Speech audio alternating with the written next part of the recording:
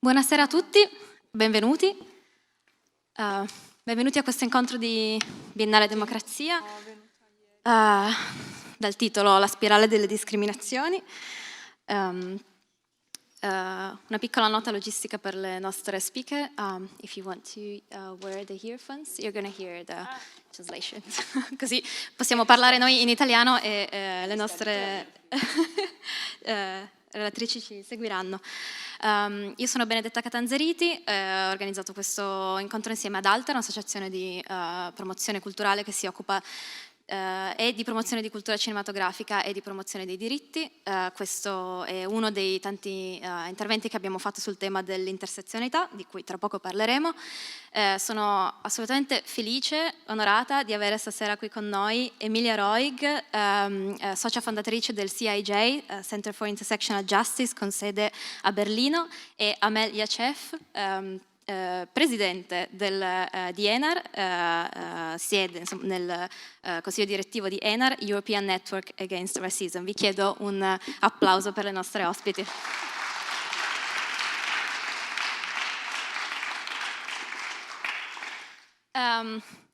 Cominciamo dal titolo, La spirale delle discriminazioni. È una bellissima immagine geometrica, però non è esattamente quella corretta rispetto a quello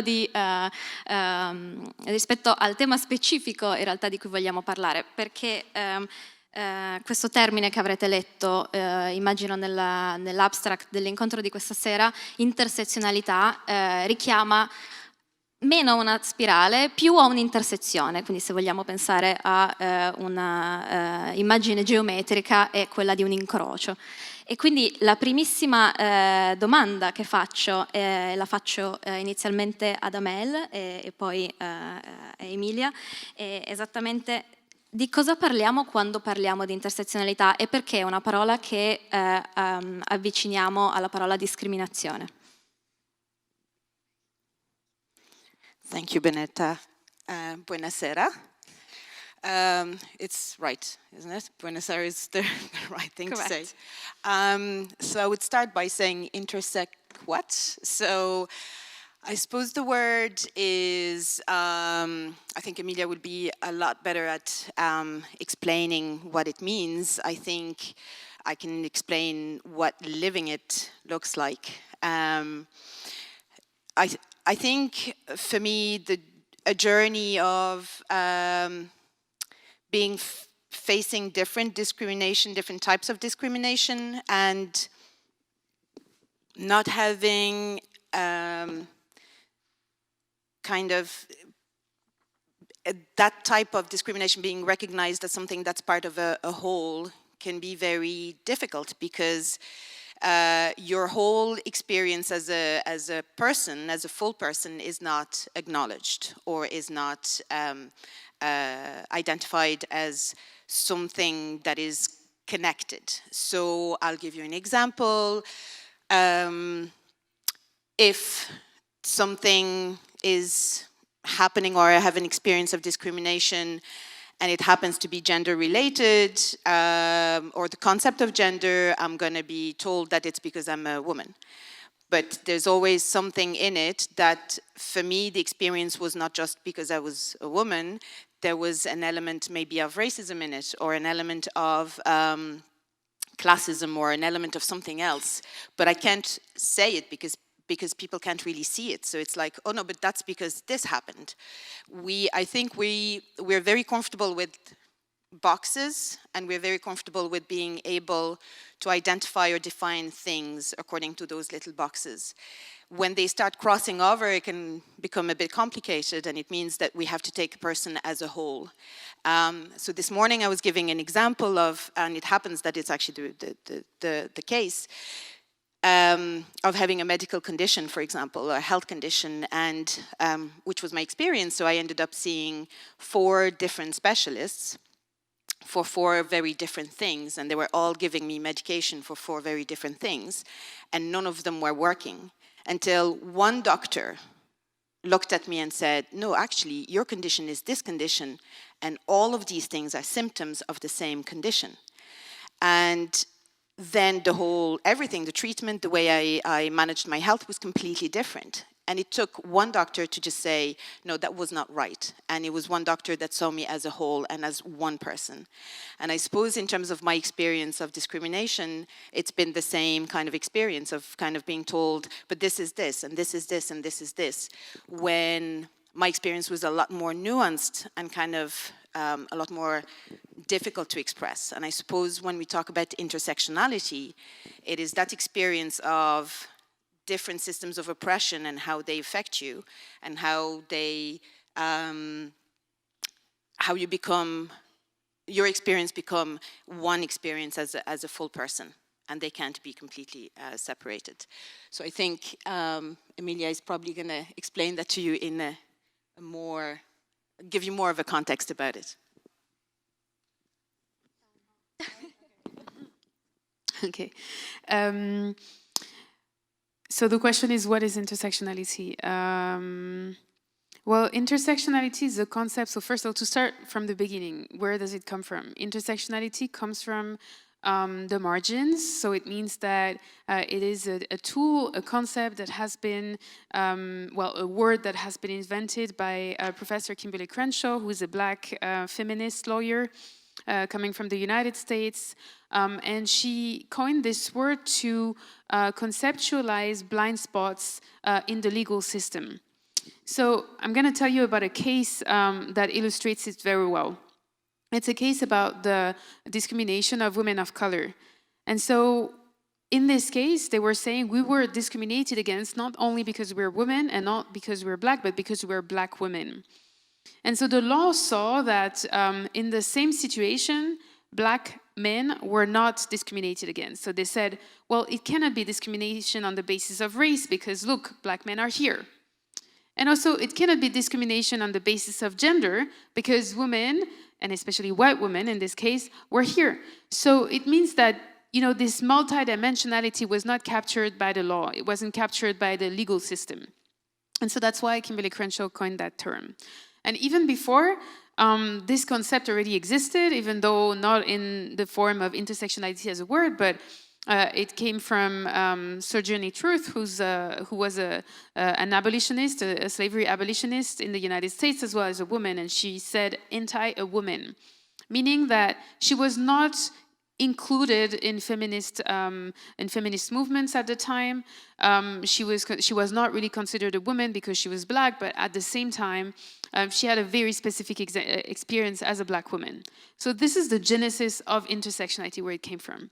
And then it traveled from the United States to Europe, and on its way from the United States to Europe, it lost a lot of its subversiveness and a lot of its political potential to infuse change here.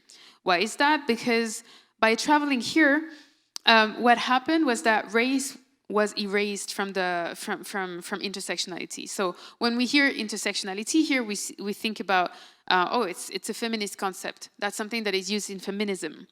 Well, actually, initially, it was a concept that was used to highlight racism and racial exclusion within feminist circles. So it means that race, as a category, was very central to intersectionality, but it got lost or almost lost in the way. And now that's why I want to speak about race as a central concept to intersectionality and why it's important to recenter it. Well, for the reason that in European countries, race is a difficult concept. It's something that people really don't want to talk about. And only the word race is problematic. People cringe and think, oh no, we don't want to talk about this. It's racist in itself. We're one human race. There are no different races. So it may come from a good intention to think this way and to want to erase differences and say we're just one human race. But the problem with it is that by erasing differences, it erases as well the experience of people of color who do not experience the world, like from the white norm, so to say. And so the problem is not differences themselves. It's not that people are different and that, we experience the world differently. The problem is the hierarchization, like establishing people as superior than others. This is the problem. And so intersectionality in Europe needs to be reframed, and we need to reclaim, so to say, the conversation about racism and not shy away from it. And that's the main problem in our societies and currently in almost all European countries who want to, for example, erase the word race from the constitution. And by doing this at such an early stage, we end up losing the very big potential not only of intersectionality but generally like conversations on race. Questa mattina abbiamo avuto una conversazione molto interessante insieme a una stanza piena di giornalisti su che cosa significasse l'intersezionalità, e una delle questioni che è venuta fuori è se pensiamo all'intersezionalità come appunto l'intersezione di diversi aspetti identitari. Una domanda che faccio di nuovo a entrambe. Possiamo dire che, e questa è una domanda per i nostri ospiti forse un po' provocatoria, possiamo dire che tutti quanti sono intersezionali, oppure insomma l'intersezionalità ci aiuta a sviscerare un po' meglio la complessità dell'identità?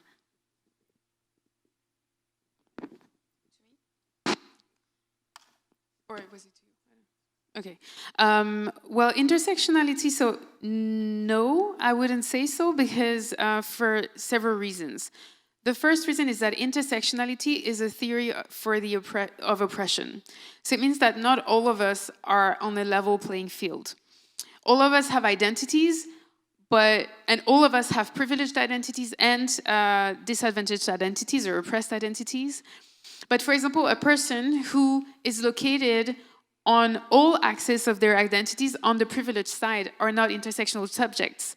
For example, a person who is white, who is male, who is without disabilities, who is straight, who is of a higher social class with diplomas is not an intersectional subject, even though all those identities intersect to create like a hyper-privilege. And so intersectionality is about identities for sure, but it's also about systems. And so that's why it's really important to highlight that all the identities, let's say, okay, being a woman, being a person of color, being queer, being, all those delineations of identities refer to systems, and those systems are at the center of intersectionality. So we should not stop at the individual level. We shouldn't stop at the identity level. Why? Because if we look at systems, for example, for gender, if we look at patriarchy, then we understand power. And power is the most important element if we want to talk about inequalities, if we want to talk about oppression and exclusion. So I think it's a very dangerous thing to frame issues of inequalities and of discrimination in terms of tolerance and saying we need to be tolerant with each other. That's all what we need to do. We need to accept each other. We need to speak to each other. Of course we do, and that's definitely important to do it, but that's not the only solution, and that's not the only axis or the only narrative that we should have around discrimination and inequality. Because it's not the same if, like being tolerant, for example, let's say, it's not the same if a Muslim person in Italy, let's say, has prejudices against white Italians, because currently, Muslim people do not hold political, cultural, and economic power as a group, as a collective. And so that's why saying that it's a two-way street is misguided and very problematic, because it overlooks the structures and the systems which create these hierarchizations in the first place. So to answer your question, again, and to highlight it, all of us have multiple identities, all of us, but not all of us have intersectional identities.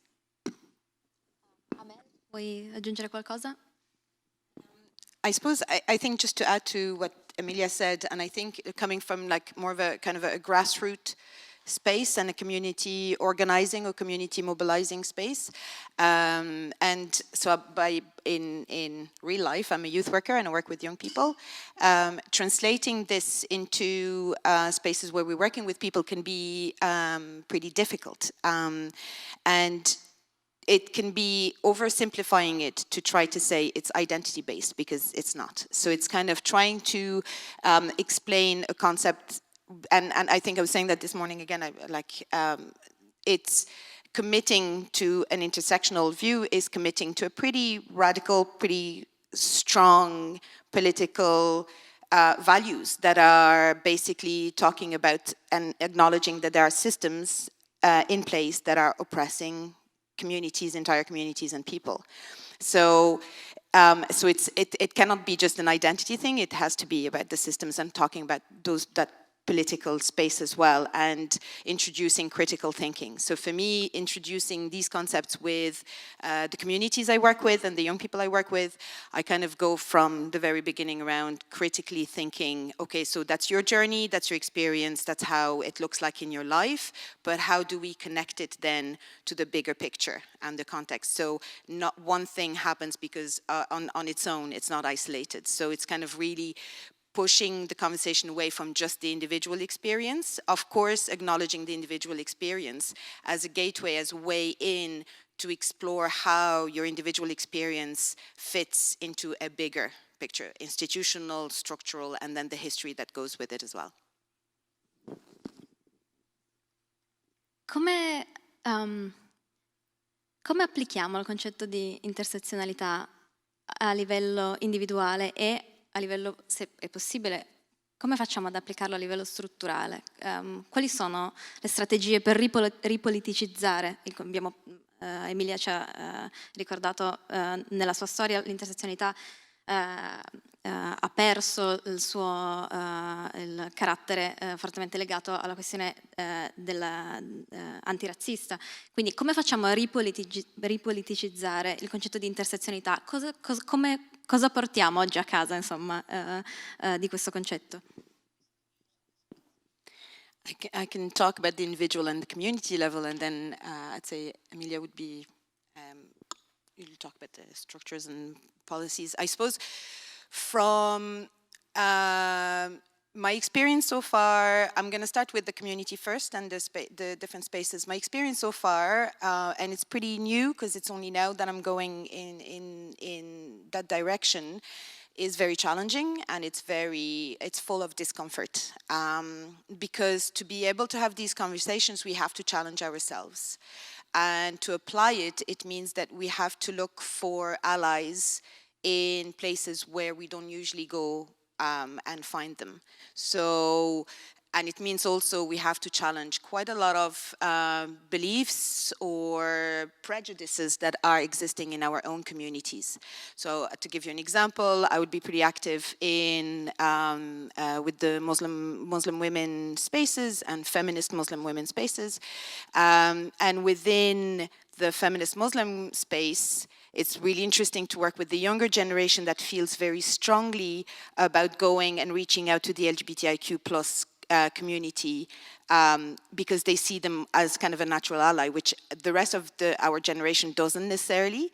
So negotiating that, for example, to kind of apply a real intersectional way of looking at things, or a format or way of working or a system of working at community level is worth doing, but it's full of discomfort, and you kind of have to be ready to challenge yourself and challenge your own community and dismantle quite a lot of old ways of looking at things. So again, not necessarily natural or what we perceive as natural allies, so to kind of go out of those spaces. So again, for example, we don't necessarily, because we feel we are marginalized enough and we're hurting, so I can't be also reaching out to the disability group because I have to sort out the stuff that's going on in my community first, and then maybe or you know, that kind of vision, to shift it and go, actually, I need to reach out now.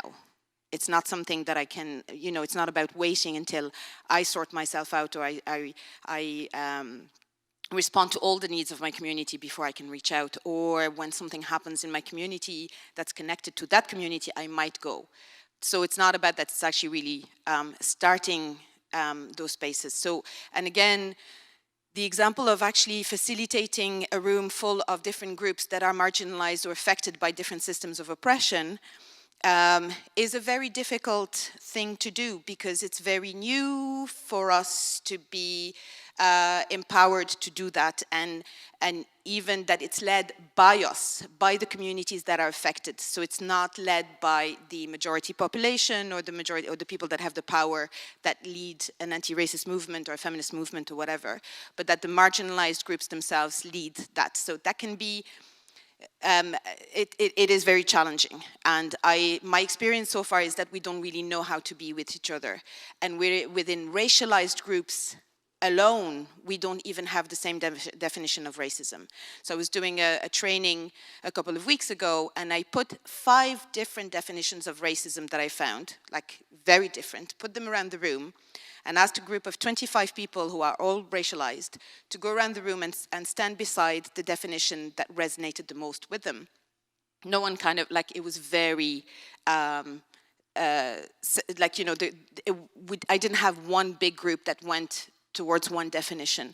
So within our communities, to begin with, we don't necessarily have the same understanding or the same definitions, and I think it's really important that we actually have the room to do that and the space to do that. And I'll just finish up with the individual part in it. I think from my own experience again, has been to really realize that if I don't start by dismantling those systems within me, I'm not going to be able to challenge anyone to do so. Because I need to understand what it is for me to just recognize that I might have gotten something wrong. Or that I'll give you another example. A few years back, I get on a plane and the captain, the captain says, "Welcome on the da-da-da-da, I'm going to be your pilot today." And I hear the voice of a woman. And I think, oh, she's probably the crew. And no, she was the pilot. And for a split second, I was like, oh my God, it's a woman driving the plane. We're going to crash. It's a woman. So I was like, whoa, hold on. What just happened here? What happened in my head that I believed that a woman would be less qualified than a man to drive or to be a pilot of a plane? Because all these years I've been taking a plane, it's always been men pilots. It was my first time hearing a woman. So I had to really go through that process in my own head. And then I was thinking, as a woman, she probably fought 10 times more harder than anybody else to be able to pilot this plane. So I'm actually a lot more comfortable with the woman piloting this plane. So, but for me to understand, as a feminist, when I challenge people about feminism or women's rights, or as an anti-racist, when I challenge people about racism, I have to dismantle the thing in my head before I can do that with other people, so that I understand the process. And it's not about attacking people or whatever, but it's really about kind of going, how is patriarchy, how is racism, how is white supremacy, how is capitalism looking like in me? How am I displaying it in my own life? And how do I dismantle that?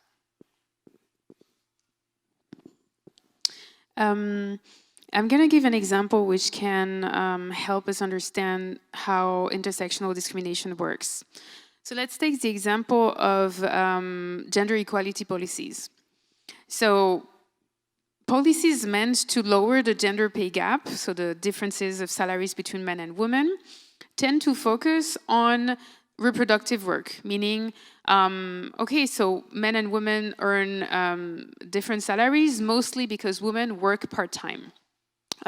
In order for them to take care of the kids and do, the household work that needs to be done. So in order for them to work more, let's hire other women to do that job in their homes so that they can increase their working hours and then earn the same salary as men. So it seems like a good plan. The problem is that it's a really, really bad plan. But that's what most European countries are doing at the moment. So what happens is that they put in place measures such as employment checks so that they can reach out to other women to take over their tasks, as getting the children back to school from home back to from school back home, or cleaning services, etc. So in doing this, generally the women that are employed are of a lower social background, lower socioeconomic status, mostly with a migration background, so mostly women of color, and also most of them with a very precarious immigration status. So it means that it stratifies and it's employing women from marginalized groups to replace them doing that job. And so what happens generally is that, in fact, the salaries increase because they can work more than part-time. So within this specific sector, the gender pay gap is lowered. But on the national scale, if we look at the labor market, actually it's very inefficient because the gender pay gap increases. So why?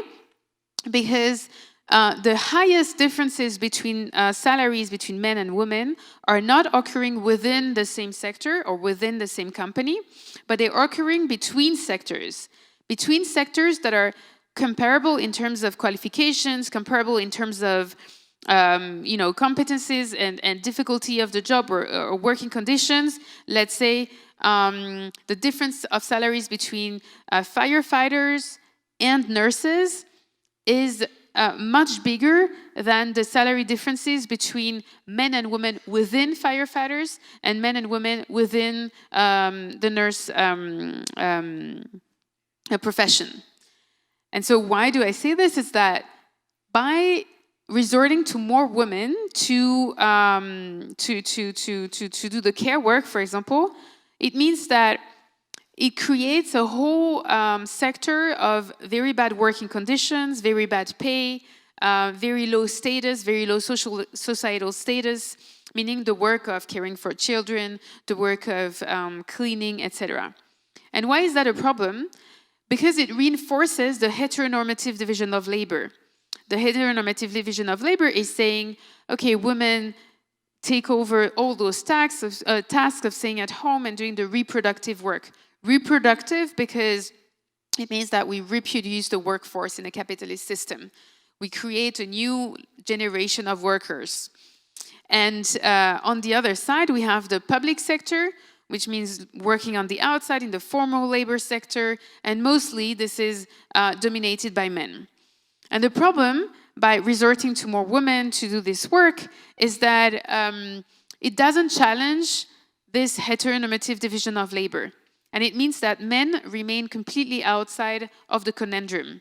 Instead of saying, we will reorganize work within homes and better allocate these reproductive and productive tasks between men and women also within the home, we reinforce it by transferring this work to yet other women. So it remains in the feminine sphere.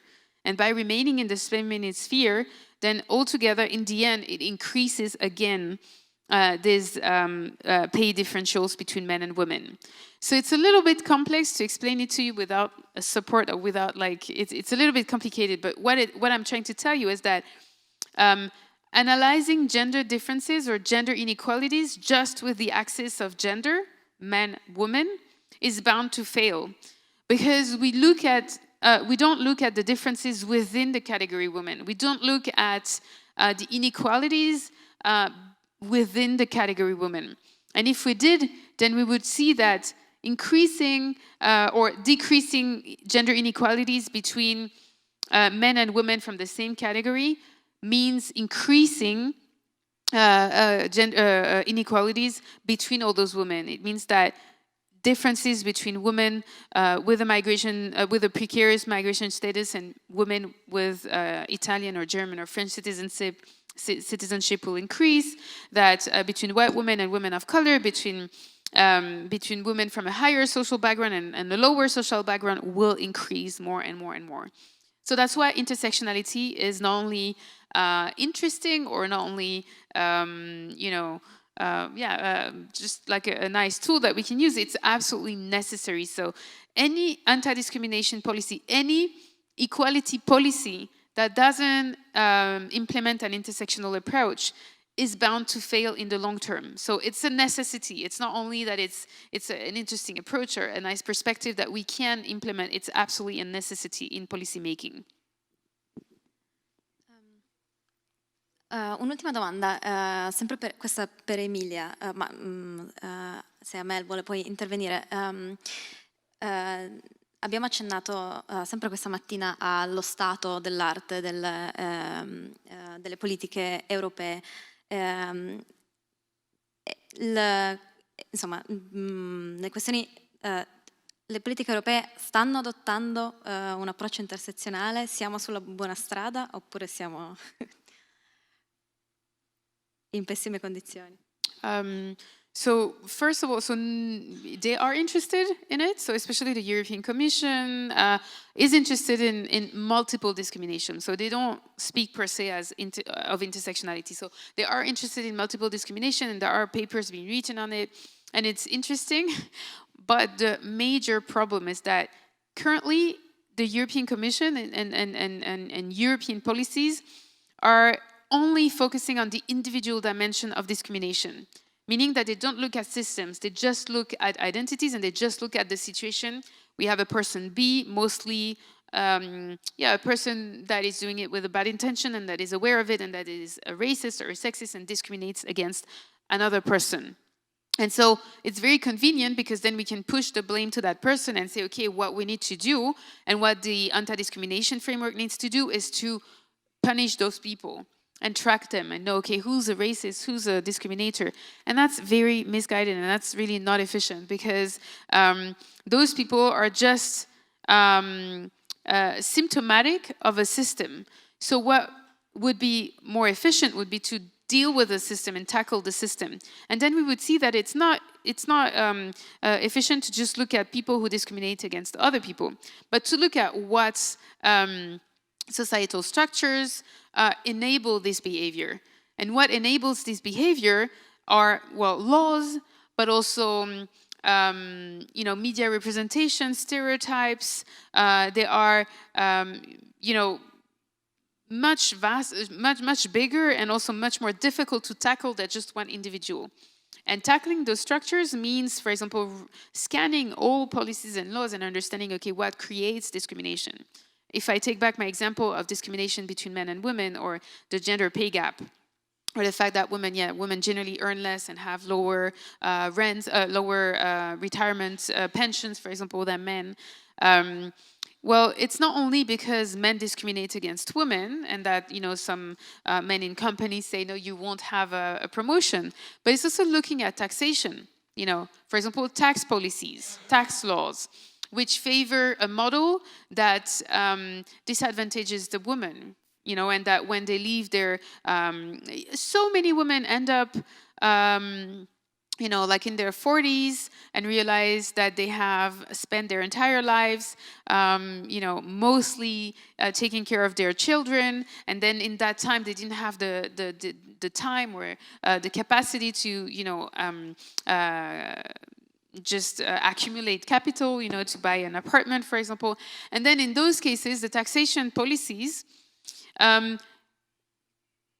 most of the time, it's getting better and better, and there have been a lot of feminist struggles, meaning that they are less discriminatory than in the 70s, for example. But still, it's not favoring women in that situation. It's favoring marriage as an institution to keep women in this institution and to keep families as well in this unit at their expense, right? It's the same with, for example, if you look at migration policies. Migration policies, for example, favor also as well this family model and enable most of the time family reunification or migration for women if they are accompanied by men or, if they are in this family structure, in this really patriarchal, traditional family structure, which means that it creates discrimination when women want to travel alone, when women want to migrate alone, when they are the only breadwinners in single family structures, for example. So these are the structures. The same would be with history and understanding why certain people are excluded from the labor market or not. And so to answer your question, if Europe is on a good path, I would say, well, not entirely. Interest is not enough. What we need to have is are European countries that are ready to tackle their structures, tackle their history, tackle their institutions, and not only have empty words and tackling sole individuals because it's more convenient. So it's a little bit provocative, but I think we need to move from an individual framework to a structural framework if you really want to infuse change and if you really want to tackle intersectional discrimination, which at this stage is not the case.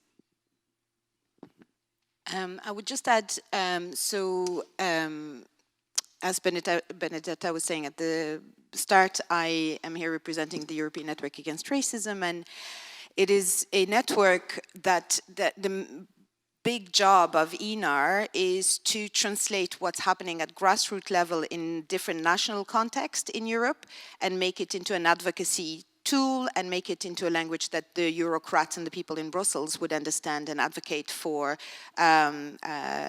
for the anti-racist movement that we are. And the interesting thing is that, yeah, like Emilia was saying, there's a bit of an interest. It's a word that's pretty interesting, and they're trying to figure it out and see how that could work. But it's still very slow because it's the European institutions and everything takes like a very long time or whatever. And one of the strategies that ENAR had was that within the European bubble or the Brussels bubble is to actually start using an intersectional framework in the work of European spaces themselves. So there's a commitment, and not only from ENAR, there's another few groups, European spaces that are applying an intersectional framework to all the work we do. So now it's very difficult, it's very hard. The team at the start were like, yay, let's be intersectional, and now they're like, Emilia, why? It's very hard, but it's really, I think it's the real commitment, which means that every document that we produce, our strategy that we produce, any advocacy meeting, anything that we have, that we are producing when we are in the interface with Europe is from an intersectional position. So it's one strategy that we've adopted just to start kind of really getting there. And if we're a partner that the Commission wants to have, they're going to have to start listening to how we're approaching things and how we're putting them forward. Purtroppo abbiamo poco tempo, per cui per ora io non ho più domande, ma ho il piacere di aprire la discussione al pubblico. So che, ma mi contraddirete se mi sbaglio, tra il pubblico dovrebbero essere presenti anche gli studenti della seconda B del liceo Alfieri. Sventolate una mano se... Corretto, perfetto. Allora, io, se siete tutti d'accordo, il primo giro di domande lo farei fare a loro, perché so che hanno preparato un percorso hanno lavorato un percorso di Biennale Democrazia chiamato Radici, e quindi so che hanno preparato dei commenti o delle domande da proporre alle nostre relatrici. Devo parlare in inglese? No, puoi parlare in italiano e la nostra traduttrice allora, ci aiuterà. Avete parlato di molte cose interessanti e noi vorremmo approfondire questo argomento. Quindi ci interesserebbe sapere se ci sono dei libri in cui questi argomenti sono approfonditi e in cui si toccano questi temi importanti che comunque si parla ancora poco a scuola. Grazie. Ultima domanda. Can we collect? Otherwise, we can collect the questions and then. Because this is, I mean, about the book. I can already say something about the book, maybe. But yes, there are a lot of books, and I would say, like if you Google intersectionality reader, you will find a lot of very good books. But I can say, first of all, like as names, like Kimberly Crenshaw is the person who coined the word. So all her works are absolutely necessary to read if you want to learn about intersectionality. And otherwise, a list of intersectional feminists. You can Google it. You will find it on Google. Yeah. Yeah, we are doing the database right now, so we don't, but yeah, Kimberly Crenshaw is our president, so she's there, but we don't have the downloadable articles. But yeah, Kimberly Crenshaw, like Googling intersectionality reader, you'll find a lot of good works.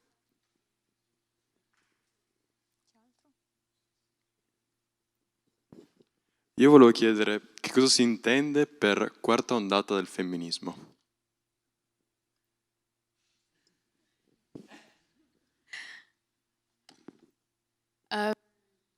Fourth wave of feminism, we can say maybe it has started. It's basically it's deconstructing more and more. So right now, you know, we had the first wave of feminism. It was like really just knowing, okay, actually there is oppression against women. We need to talk about it. It was about, you know, getting out of the very institutional exclusion of women from political spheres, you know, trying to gain the vote, or, you know, those things. And then after it evolved and added like further layers of patriarchy and understanding it better. And then third wave of feminism was also adding queer theory and deconstructing gender as a category. And so I think I want to talk about binarism at that point. Binarism is basically, it's a system, a byproduct of patriarchy, which organizes the genders according to two very rigid categories, man, woman. And so we know, of course, you know, men and women exist, and these are categories, but what we don't see is that they are constructs, they are constructed categories that have been historically and politically and culturally constructed. They are not biological. Because biology recognizes more than 5 genders, and not only according to genitalia, but also according to hormones, according to chromosomes. And so those two categories are meant to uphold patriarchy as a system.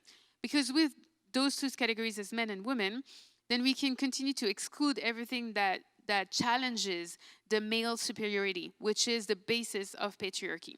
And so fourth wave feminism is looking at not only because there was third wave feminism, and fourth wave feminism is like also deconstructing, you know, the category woman and understanding there are countless representations of women, countless ways of being women, and also men can.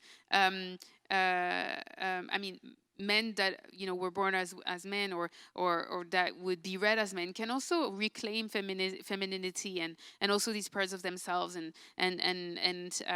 deconstruct these binaries. So this is why we see, especially in pop culture, we will see men who wear skirts and who wear makeup and who try to also challenge this. And this is with younger generations much more accepted and much more seen as normal, and also some of them like seen as hip for you know, that it's something that can be recognizable.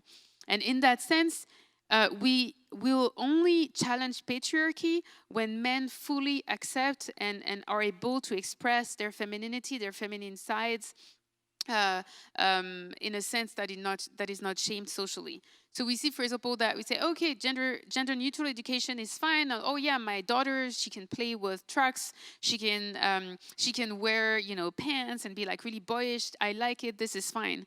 But when boys wear pink or try to wear skirts or wear long hair, this is a very different story.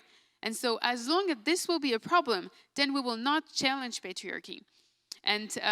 And I think this is what we need to understand now, is that as long as femininity as an identity and all feminine traits will continue to be downgraded, will continue to be seen as shameful, it means that patriarchy is not challenged. Grazie Emilia. Volevo solo aggiungere, se posso, un commento alla prima domanda che è stata fatta riguardo alla bibliografia. È vero che esistono, cioè, la letteratura ormai è ampissima. Kimberly Crenshaw ha scritto il primo articolo nel 1989, quindi potete immaginare quante cose sono state scritte. È vero però che in italiano non è stato tradotto quasi niente, quindi c'è una barriera linguistica perché chi non parla inglese non ha accesso alla letteratura, alla bibliografia. Quindi chiaramente chi di voi ha la disponibilità, la possibilità di leggere le fonti direttamente in inglese trova sicuramente come diceva giustamente Emilia, basta digitare intersectionality su Google e troverete qualsiasi cosa. È vero che in italiano purtroppo non è stata ben recepito l'argomento. Ci sono alcune ricercatrici in Italia che se ne occupano, quindi però rimaniamo in ambito accademico, quindi si tratta di saggi accademici, di articoli a livello di divulgazione per il pubblico non accademico. Purtroppo siamo ancora un po' indietro, quindi c'è bisogno di lavoro, di traduzione, c'è bisogno di lavoro di ricerca, quindi a tutti i giovani in platea, se siete interessati all'argomento, questo può essere una buona occasione. Altre domande dalla seconda B? E poi apriamo magari, non so, quante domande avete? Just we end the question with... Volevo chiedere quali sono i casi più inquietanti di discriminazione intersezionale in Europa, se ne conoscete qualcuno.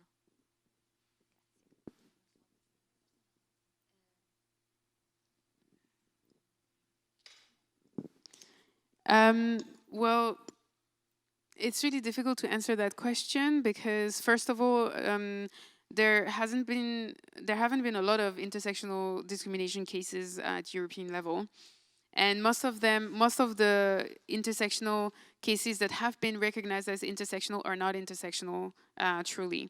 For example, a prominent case of intersectional discrimination in Europe are the headscarf cases. You know, discrimination of Muslim women on the basis of the hijab are the most prominent cases, or Roma people.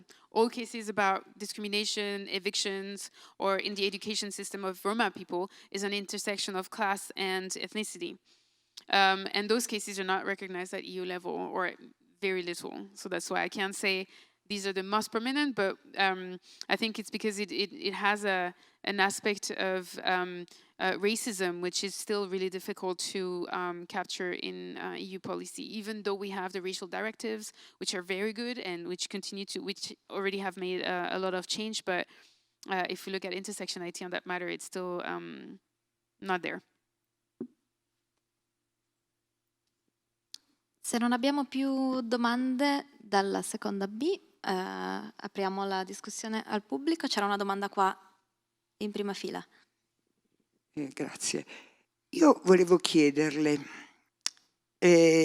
forse il fastidio che io provo nei confronti dell'uso della parola razza, ho pensato che fosse derivato da diverse storie, che sono quella degli Stati Uniti e quella dell'Europa.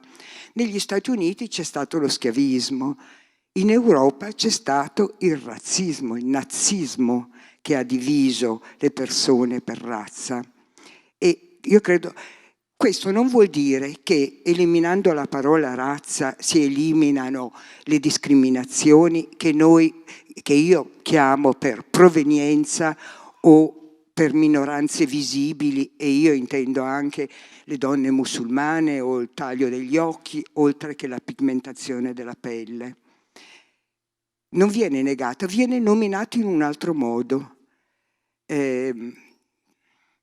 L'altra cosa che volevo chiederle era, quando lei parla del fatto che le donne lavorano più tempo di quello che dedicano al lavoro di cura e lo delegano ad altre donne, non è questo derivato dal fatto che il lavoro di cura non ha nessun valore per l'uomo?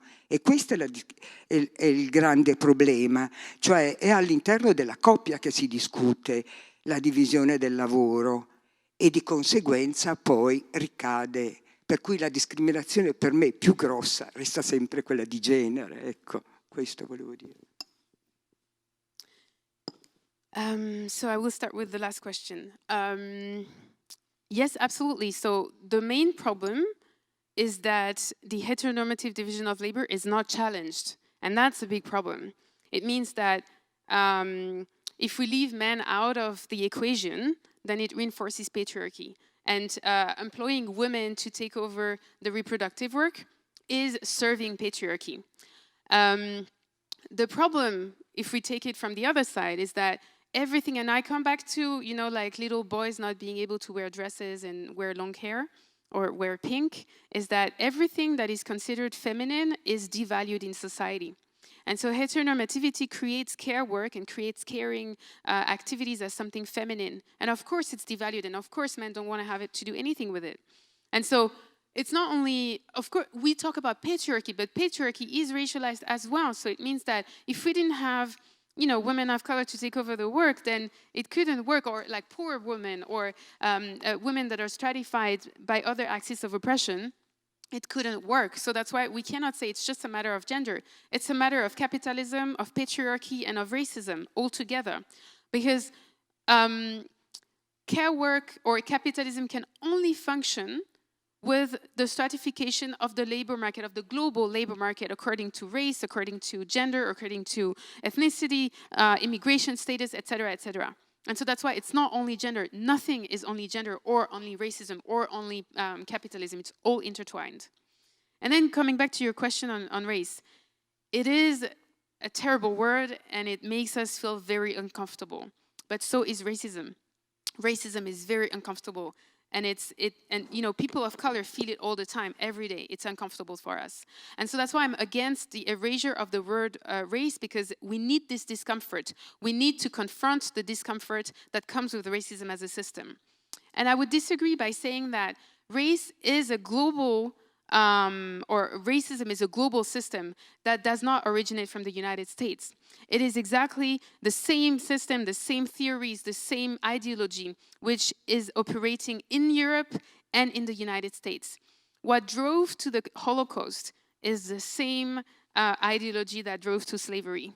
And so that's why, because, you know, it's especially here, we try to exceptionalize the Holocaust. We exceptionalized European history by saying, okay, what happened is something that cannot be seen anywhere else in the world, anywhere else in history. That's something that's it's an occurrence that cannot be compared to anything.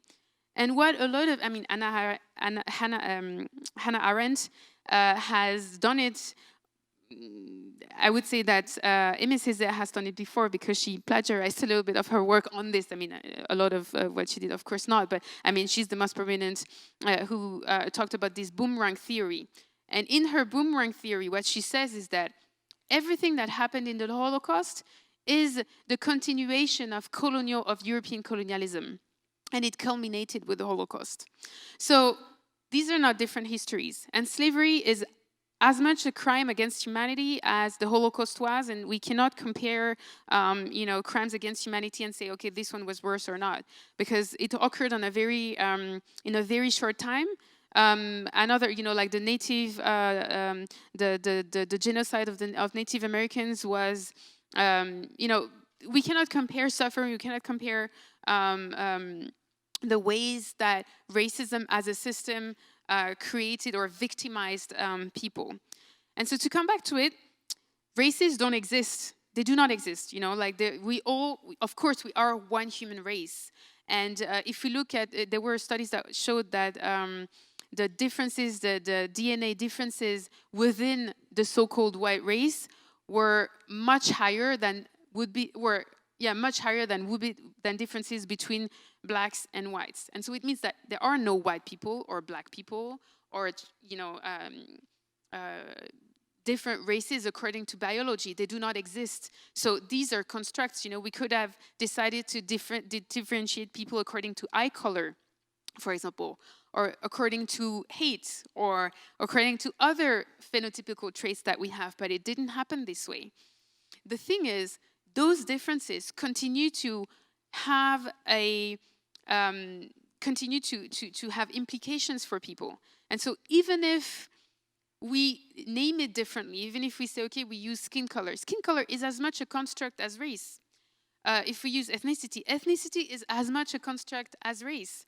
And so that's why we need to continue. We can get rid of race as a word once we have gotten rid of racism, and it's not happened. And so that's why we shouldn't, if it makes us feel more comfortable, it means that maybe there's a problem, because still the discomfort is there. So I agree with you, and I find your arguments valid in the sense that, of course, it's not something that we want to use because we want to establish like like a schism from the Third Reich and now, the Second World War and now, saying, okay, it's completely different times. Of course, these are very different times, but the ideology is not dead. The ideology is still operating today. So that's why we cannot get rid of it.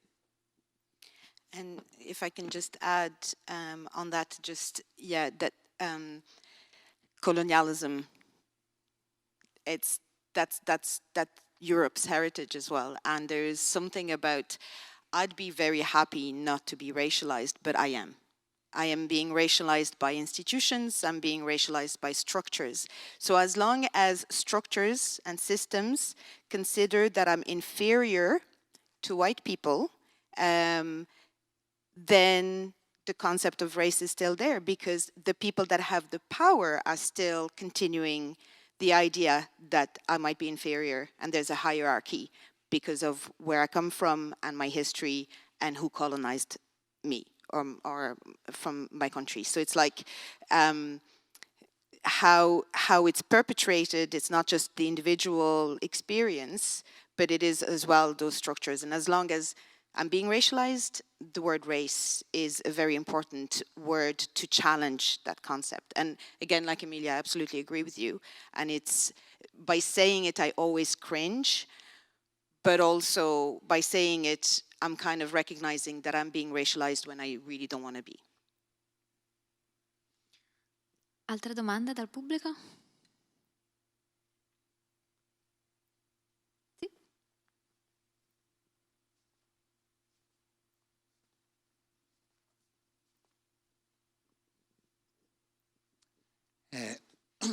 Grazie. Io ho una domanda su, portare il discorso su un livello politico, di azione politica contro le discriminazioni, e parto da quello che è il mio background di studio, che è gli studi sull'Asia meridionale. Ieri in un incontro che ha aperto Biennale Democrazia si parlava di comunità discriminate in India oggi, e in particolare delle comunità di Dalit, degli intoccabili, e delle comunità di popolazioni tribali che vivono in certe zone dell'India oggi. Allora, uno degli strumenti che il governo ha nel corso dell'ultimo mezzo secolo cercato di adottare per diminuire un po' le discriminazioni sono un sistema delle quote, di riservare quote di posti di lavoro sia nell'amministrazione pubblica, sia quote di accesso per i membri di queste comunità nelle scuole e nelle università. Dal mio punto di vista sono politiche molto problematiche, perché da un lato hanno risolto le discriminazioni in termini di possibilità e di accesso a strumenti sia di studio sia di lavoro, ma dall'altro lato hanno aumentato la discriminazione perché hanno aumentato il sistema di riconoscimento identitario, per cui le persone che hanno accesso alle quote vengono identificate ancora di più come appartenenti a quelle comunità. Allora, volevo chiedere dal punto di vista vostro se politiche di questo tipo hanno nel lungo periodo invece possibilità di diminuire le discriminazioni oppure no, o dal punto di vista intersezionale che effetto hanno le quote, se ne hanno. So first of all, yes, I'm in favor of quotas, but I find the way we frame quotas very problematic. Because as you said, and that's actually the good argument, it remarginalizes people because they're pointed at. And most of the time, the type of argumentation that we hear is like, oh yeah, well, you got the job because of course you're insert a woman, because you're a Dalit, because you're a person of color, blah, blah, blah.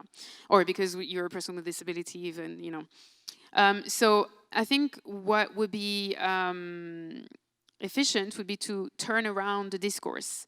And instead of saying, affirmative action is is privileging people in marginalized positions to get access to certain jobs, we would need to say affirmative action is to stop the implicit preference system for the majority.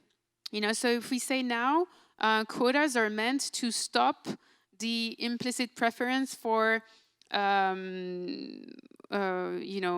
men or for white people or for people without disabilities or for straight people, then it means that we shift the focus from the people who are oppressed and disadvantaged to the people who are privileged and from the dominant group.